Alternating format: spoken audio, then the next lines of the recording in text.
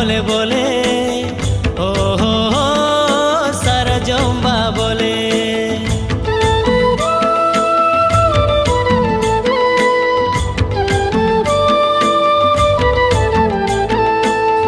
सी तेंसी नमली काटकम कर कर तें कर नमली काटकम